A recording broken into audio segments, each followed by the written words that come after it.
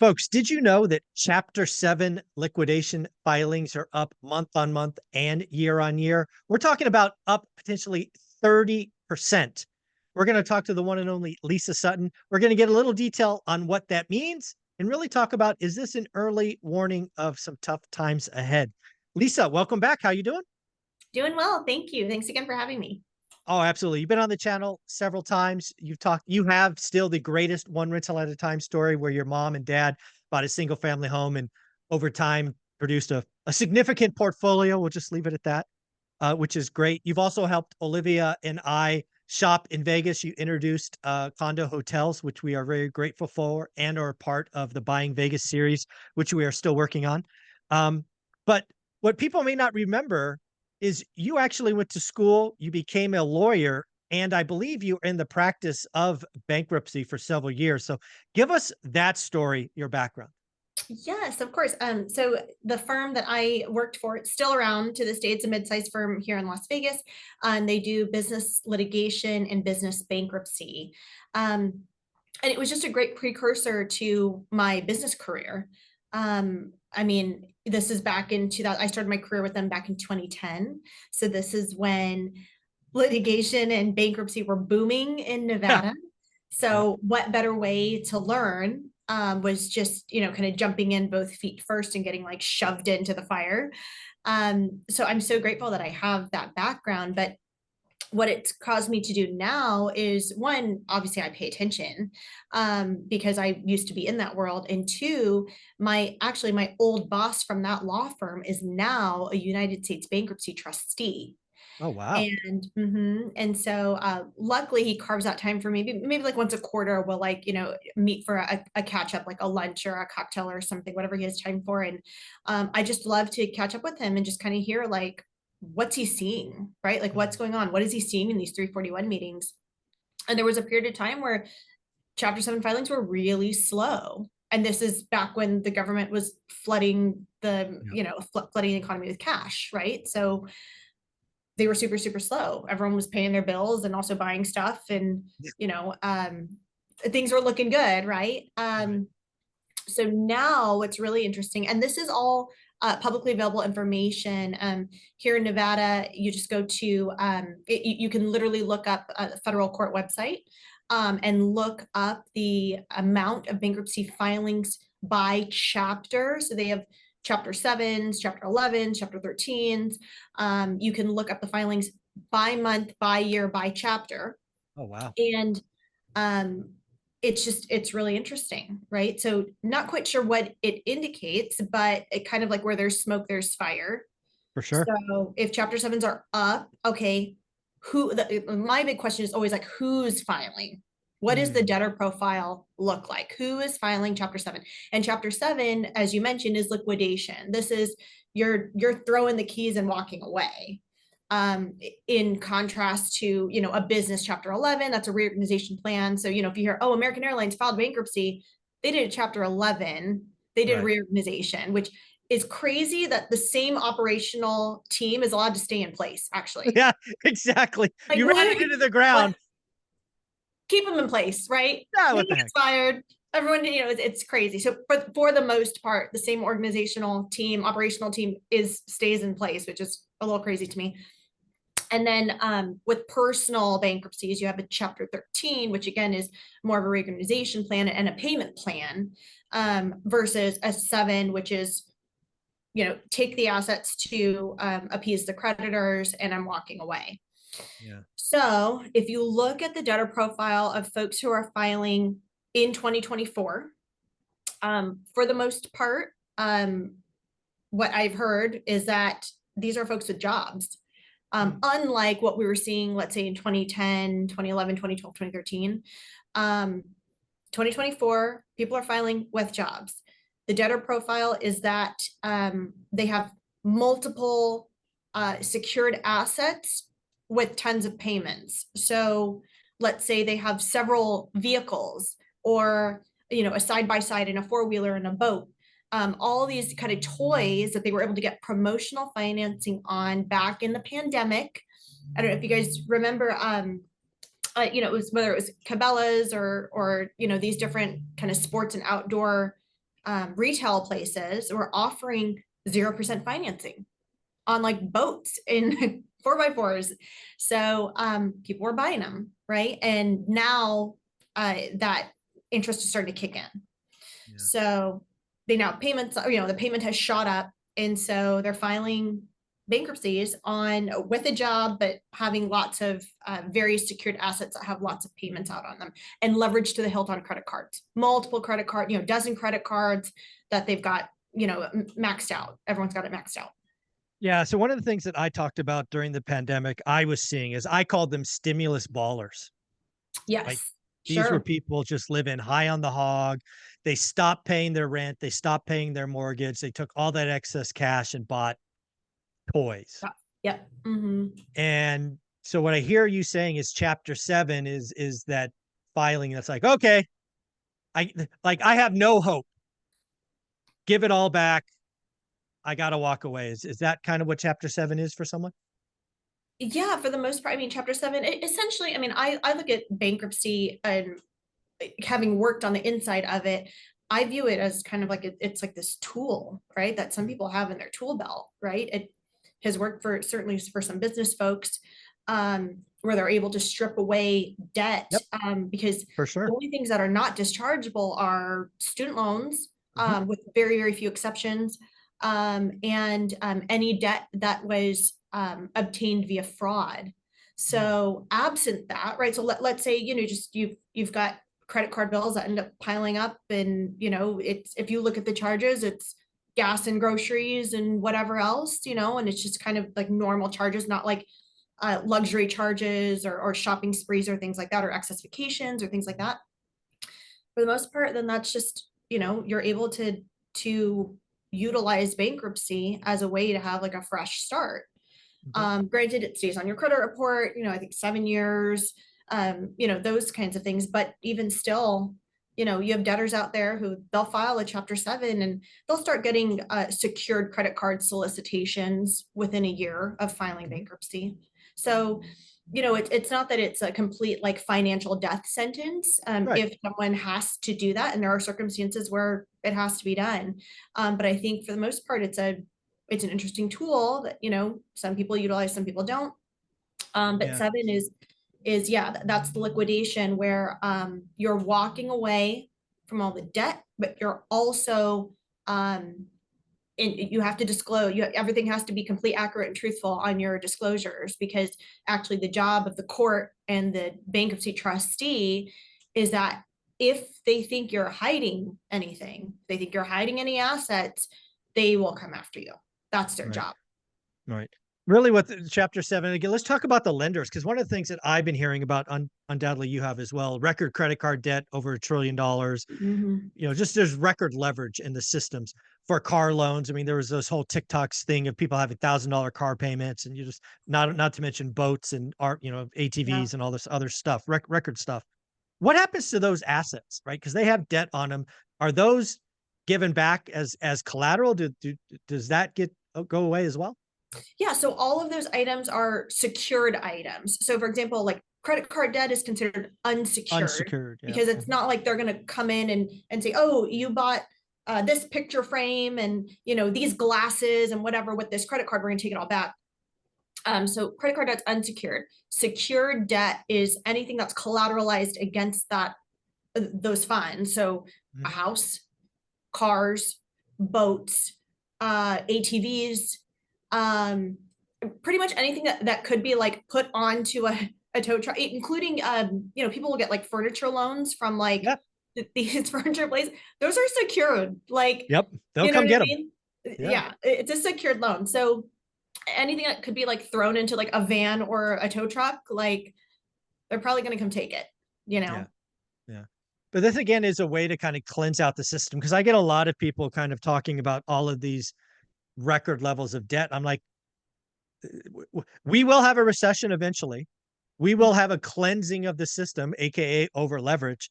And I guess chapter 7 is the thing to track, if you want to kind of see that process. Is that kind of what you're thinking?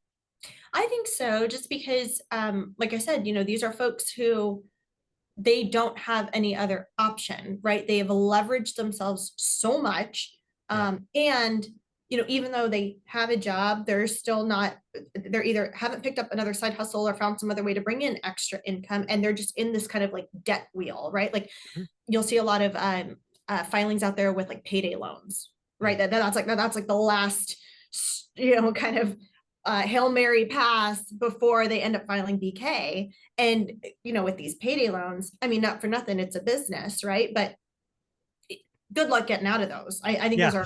I think once you're in on those, like it's just, Oh, you are yeah. just never going to get out of it, Agreed. So, that's what bankruptcy is designed for. It is designed for a fresh start.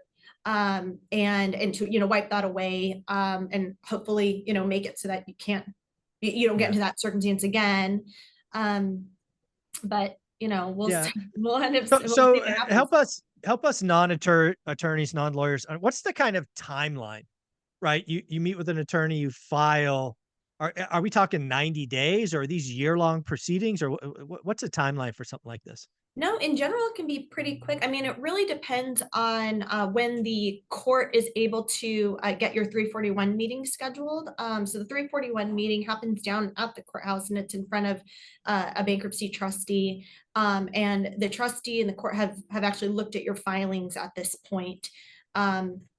And they bring the debtor in, swear them in, and then question them basically on their filings. And if everything just kind of looks pretty straightforward, there's no like weird assets or hidden assets or anything like that, then 341 meeting passes, and then they wait for their discharge to come from the court. Mm. So it could be in general, a pretty quick process. Okay. Where it gets sticky is where if you have folks who, let's say they're a previous filing, like they've filed multiple times, or they just have like weird schedules, or like what they're saying in the meeting doesn't match what their schedule says. The 341 meeting is also an opportunity for a creditor to show up and assert a right if they say, hey, this person told me last year when they took out the loan that they had land in Arizona or whatever, so it's Right. like, that's the Gotcha. time that it can get sticky, and then there could be continuations of the hearing. It could escalate if a creditor wanted to file. So creditors can file a lawsuit and chase you in the Mm. bankruptcy as well if they think fraud has occurred. So it's just so important to disclose, be complete, accurate, and truthful. And then if you're really utilizing it for what it's meant for, you get that fresh start, and that's that. Well, let's flip the coin over, because again, one of the things I've always said and truly believe is where there's great pain, there's great opportunity. Mhm. As I've said earlier, the stimulus ballers had a good time. Sure. The party's over, but they have a lot of toys that are going to go back to somebody, Yeah. and that somebody is going to probably want to sell those probably at a decent discount. Is Mhm. there a big business? Maybe it's auctions. I don't really know where all this stuff goes, but if somebody was looking to buy a toy at a steep discount, maybe this is a place to look. Definitely. There's a local company called Nellis Auctions. Mm, Um, they it's a family business, and one of the owners, Spencer, he's in YPO with me. Nellis Auctions is great. They do such like liquidation sales. They can do estate sales as well. But then they also, like any large retailer, sometimes they'll do like just weird like box ones where you just like buy the whole box. um mystery box. Yes. yeah, mystery box. But yeah, I mean, they handle a lot of liquidations for all kinds of retailers. So Nellis Auction is always a fun website to just kind of like poke around on Yeah. and just look for like random stuff. But another thing just to like keep track of are the bankruptcy filings Right. themselves, because you can look for assets within there because bankruptcy filings Oh, are because they're public. listed. Yeah, They're it's public. Yeah. ah, So let's say you have a business that files bankruptcy, okay. and they do a chapter 11, which is a reorganization plan. Within that plan, there might be, some sales that have to occur. And basically what would get filed by their attorney would be a motion to sell. And it Mm. might be a motion to sell raw land, motion to sell A whatever the building or asset is. whatever. Okay. Yeah, so it'll say it right on there, motion to sell. And it's literally a docket, filed document on, within the court, within the filings.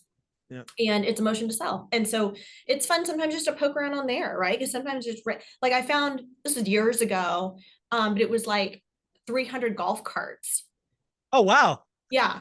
And the trustee doesn't want to hold any of this stuff, right? Oh, of Like the course not. trustee's Yeah. his or her Cash. fiduciary duty Yeah. is to Yeah. sell, to the highest buyer in the most expeditious time to Mhm. get money for the estate to pay creditors. That's their Right. job, and so they're just like, I'm not trying to hold on to any of this stuff. Hmm.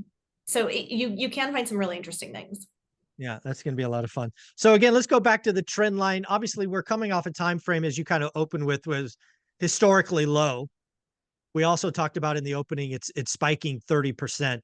30% coming off a low numbers, not that interesting. So Sure. maybe put this into context of what you were seeing when you got thrown to the wolves in 2010, 11. That was we're probably nowhere close to that, I'm guessing, but maybe not. No, nowhere close. I mean, it was just it was mayhem, right? It was like every trustee was just like exhausted because their calendar was stacked with 341 meetings, right? And they were trying to knock them out in 15-minute increments because they Oh, were just wow. like, we have so many to plow through and it's so backed up. Mhm.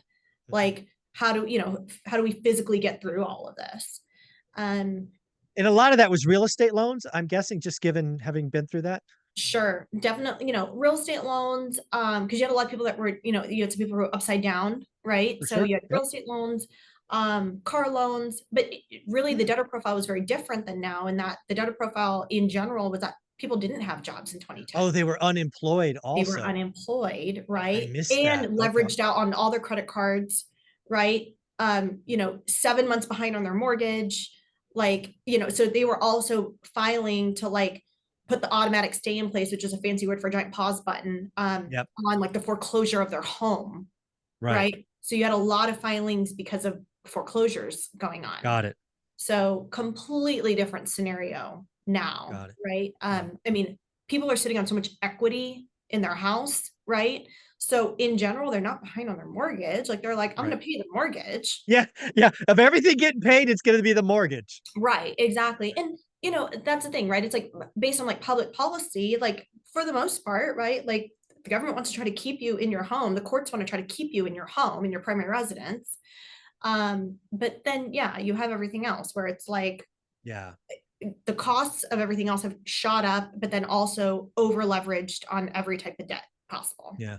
Yeah. And I think what you really highlighted in your excellent IG post is you've identified a trend. I think it's fair to say you're one of the first people to identify it early. A 30% move is certainly interesting, but more importantly, it doesn't appear to be slowing down. And heaven forbid if we actually hit a hard recession, those stimulus ballers who maybe are holding on by their teeth or with payday loans or ever extra credit cards, this could balloon or mushroom. Yeah, I'm curious to see really where we are even Q4 of this year. Okay. By the end of the year, especially post-election, right? Oh I yeah. think I think you've got people waiting on the sidelines, certainly sitting with dry powder, right? Of folks who want to invest at some point or whatever it is, but everyone's kind of waiting to see what happens with the election. Yeah. But you have people out there who like their head is in the sand and they're just living the way that they were in 2020 and 2021. So And true. So the true. cost of everything has gone up. So unless you're looking for ways to increase your income, right? It's simple math of like increase your income and lower your expenses, right? Yeah. Like No. if you're not Yeah. focused on that, I think, even Q4, like end of this year, it could get really interesting. Yeah. I think I've been studying the consumer for 30 years, got an econ, MBA, all that fancy stuff. But we as a general population have not been very good with money. And this is just another example of that for the average person.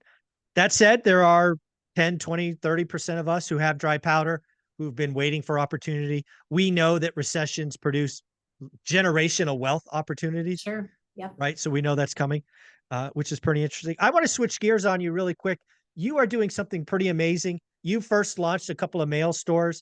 now you are helping more and more people. It seems like every week I'm seeing another post of you with a success story. It's I just know, it's so crazy. fun. They're just creating their own story. It's so amazing because Yes. what I appreciate about this is that like me sharing the blueprint of how I built my own stores has literally like birthed new small business owners Yes. like all over the country, which is what we need more of anyway. And it's amazing. It's so cool and inspiring. No, it's a great story. The videos are on my channel, but if somebody wanted to kind of figure out what we're talking about, do you have a website we should send them to? Yeah, it's just mailboxmoneycourse.com. And I literally, I share the blueprint. I mean, we've created this kind of like mailbox mastermind where actually starting this month in June, I'm doing weekly calls, like weekly group calls led by me, of the students that are in the course. Cause everyone's at like different levels, right? Some people are like working on a lease right now. They're looking for a location. Some people have just opened their store, you know, whatever level they're at. And so it's like group therapy. Like we're just all like getting on Zoom and trying to help each other. It's been awesome. Yeah, no, it's fun to watch, and it really does feel like every week we're getting another post with another store frame. So It's so congratulations to cool. you. You're Thank you. doing amazing work. Thank you Where so would much. somebody reach out to you if they want to buy or sell homes in the greater Vegas area? Yeah, so you just go to elitehomes.us. We're the angle invokers for Las Vegas and Henderson. And of course, you can find me on IG and LinkedIn and all the things at Lisa Song Sutton. There you go. Thank you, Lisa. Thank you Bye. so much.